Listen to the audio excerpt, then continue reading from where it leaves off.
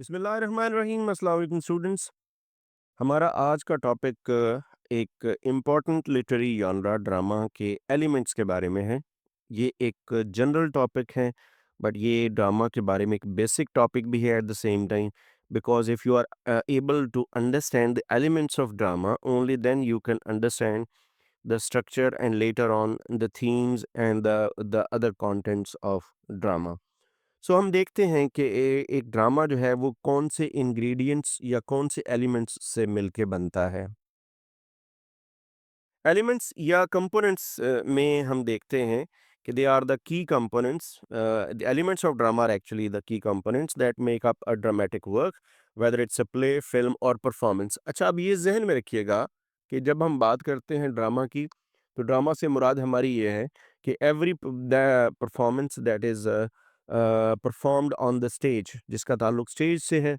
बाज़ औक़ात एक फ़िल्म भी ऐसी होती है जो कि ड्रामेटिक स्टाइल में बनाई जाती है और वो ड्रामा के स्ट्रक्चर पे बनाई जाती है। प्ले भी ऐसा होता है, परफ़ॉर्मेंसेस होती हैं, कुछ ऐसे फ़िक्शन की राइटिंग्स होती हैं जिनको प्ले की शक्ल दी जाती है। लेकिन अगर आपने उनको प्ले की शक्ल देनी भी है, तो आपने करना ये है कि आपने उसको इन एलिमेंट्स को फ़ॉलो करना है ताकि आप उसको इफ़ेक्टिवली पोर्ट्रे कर सकें और प्रेज़ेंट कर सकें।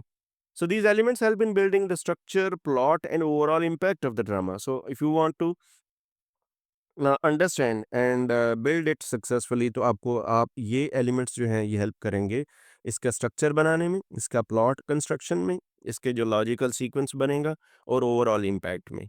सो कौन से एलिमेंट्स हैं, चलिए ये देखते हैं। सबसे पहला इसमें है प्लॉट।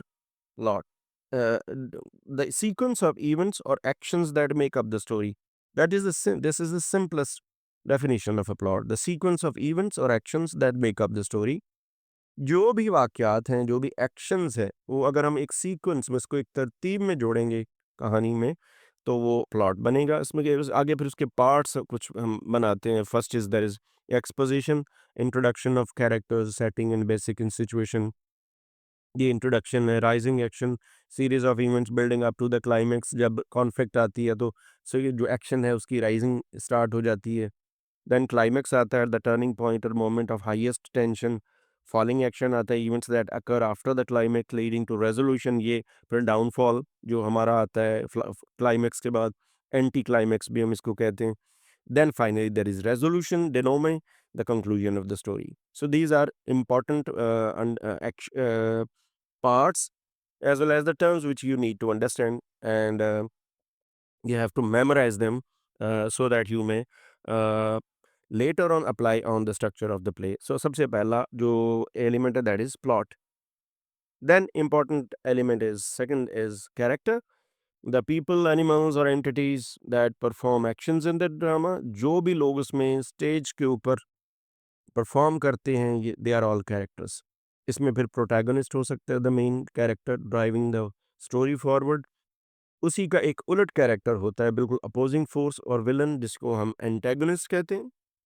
फॉयल होगा, a character that contrast with the protagonist to highlight traits, that is the character who is actually quite opposite in order to highlight the traits of the protagonist. तो एक फॉयल कैरेक्टर होगा। इसमें dynamic या static characters भी होते हैं, characters that change dynamic और remain the static, जिसको हम फ्लैट कैरेक्टर्स या राउंड कैरेक्टर्स भी कहते हैं। So there are the characters की आगे ये टाइप्स होगी, protagonist, antagonist, foil and dynamic और static characters. Third element is the theme, the central idea और मैसेज ऑफ द ड्रामा।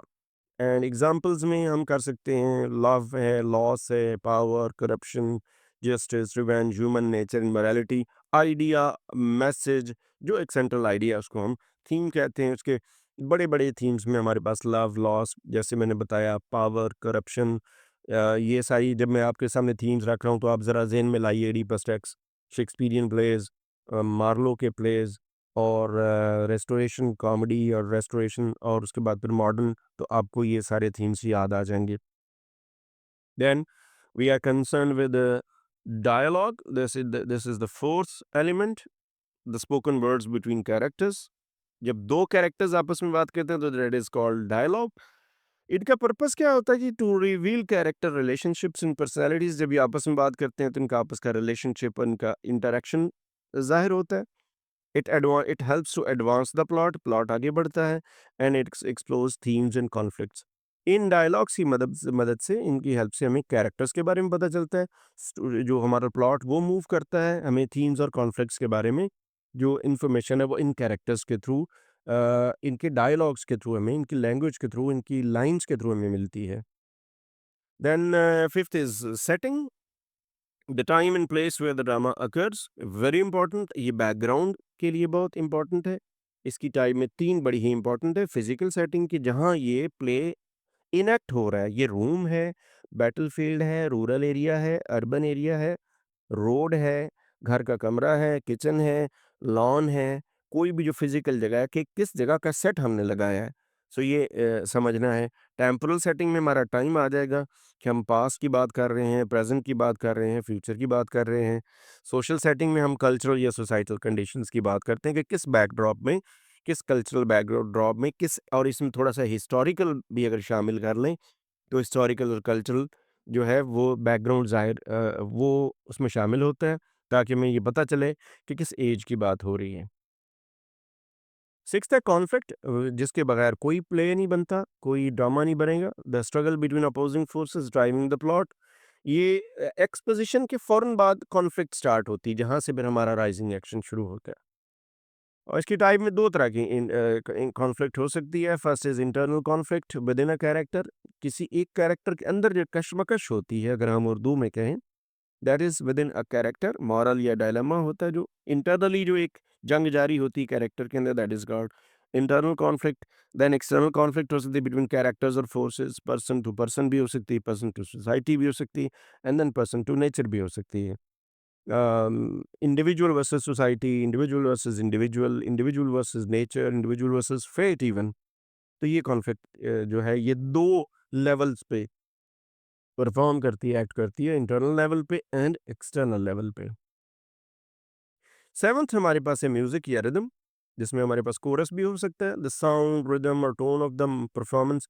अब ये मॉडर्न दौर में मॉडर्न जो थिएट्रिकल परफॉर्मेंसेज हैं, जो स्टेज क्राफ्ट है, उसके अंदर तो इसकी बहुत ज़्यादा इंपॉर्टेंट है। बैकग्राउंड म्यूजिक साथ साथ चलता है, और रिदम है, टोन इसकी परफॉर्मेंस में जब जैसे जैसे कैरेक्टर्स परफॉर्म करते हैं, so whenever they perform there is a background music that enhances the effect of the scene. Background music है, सॉन्ग्स, चैंट्स और लिरिकल डायलॉग्स हो सकते हैं, sound sound effects that enhance mood and tone. तो ये modern stage craft में तो इसकी बहुत इंपॉर्टेंस है। In past, in Greek and Elizabethan, ये जो था मकसद, ये कोरस से पूरा होता था, या कुछ म्यूज़िक के जो शायरी पर जो पोइट्री होती थी वो स्टेज के ऊपर पढ़ी जाती थी। Then we have eighth element, that is spectacle, the visual aspects of the drama.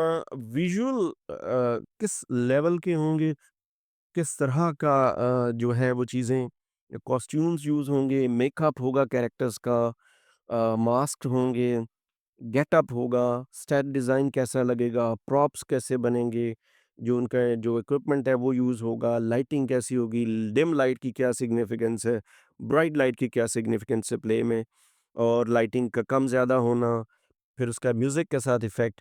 तो स्पेक्टिकल एक ओवरऑल जो मंज़र है, मंज़र कशी, portrayal of the the stage, that is called spectacled. Special effects हैं, कोरियोग्राफी है, डांस परफॉर्मेंसेज़ हैं।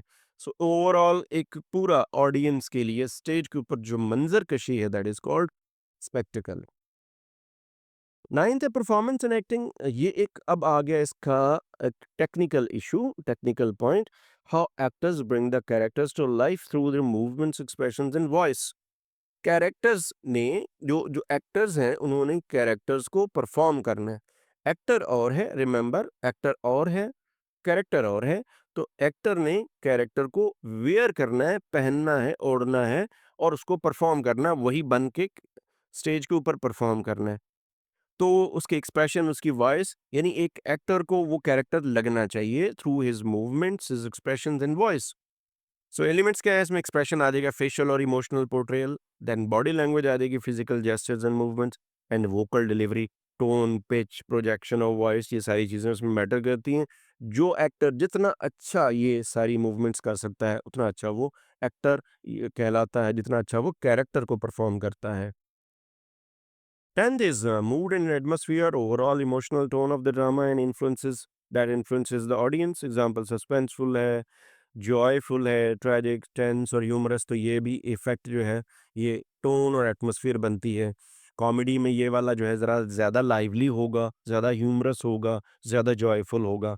And if we talk about tragedy, it will be sometimes suspenseful, sometimes tense and most of the time it would be serious and tragic. So mood and atmosphere जो है, ये भी इसका overall जो audience के लिए एक इफ़ेक्ट बनता है, उसको हम कहते हैं।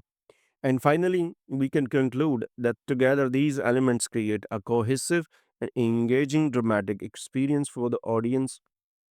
If we combine all such things, all the elements together, ये 10 वो हैं जो मैंने बड़ी प्रिसाइजली लिए हैं। इसके आगे कुछ थोड़ी सी इसकी टाइप्स भी बन सकती हैं, कैरेक्टर्स के हवाले से, थीम के हवाले से, एंड इसकी जो कैरेक्टर है और उसके जो थीम्स हैं, यानी इसके आगे डिफरेंट टाइप्स स्ट्रक्चर के हवाले से भी बन सकती हैं।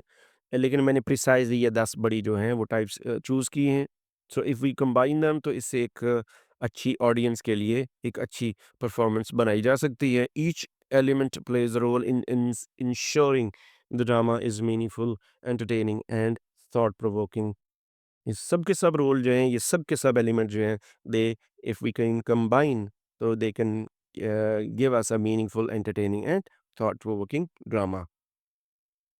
आपने एलिमेंट्स पढ़े, इससे रिलेटेड कोई क्वेश्चन, कोई कमेंट करना चाहें, तो you are free to comment and free to question. Thanks for watching.